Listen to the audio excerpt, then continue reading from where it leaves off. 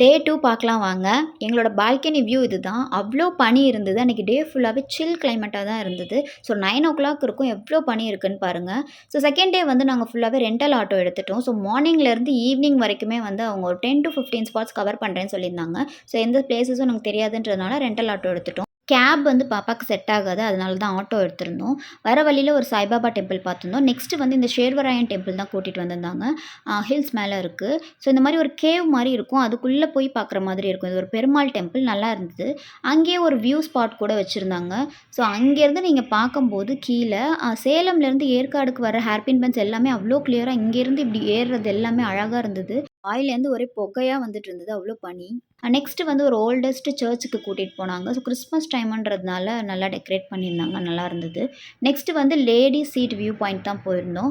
இந்த வியூ பாயிண்ட்டும் அவ்ளோ நல்லா இருந்தது. ஸோ ரொம்ப பனியா இருக்கிறதுனால உங்களுக்கு கிளியரா எதுவும் தெரியல. அங்க நின்னு பார்க்கும்போது அவ்ளோ ஃபீல் குட்டா இருந்தது.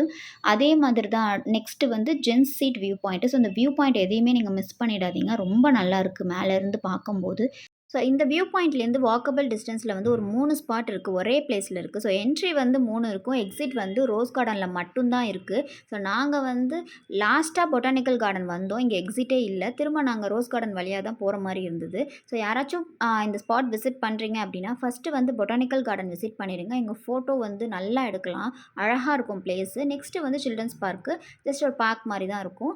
அதுக்கப்புறமா நீங்க ரோஸ் கார்டன் விசிட் பண்ணுங்க. இங்கேயுமே வந்து ஸ்பாட்ட நல்லா என்ஜாய் பண்ணலாம். ஃபோட்டோஸ் வந்து சூப்பரா எடுக்கலாம். ஃபோட்டோ ஷூட் பண்றவங்கலாம் இங்க கண்டிப்பா விசிட் பண்ணி பாருங்க. மிஸ் பண்ணிடாதீங்க. ஸோ டே 2 மேக்ஸிமம் கவர் பண்ணியிருக்கேன். பட் இன்னும் 2, 3 ஸ்பாட்ஸ் இருக்கு.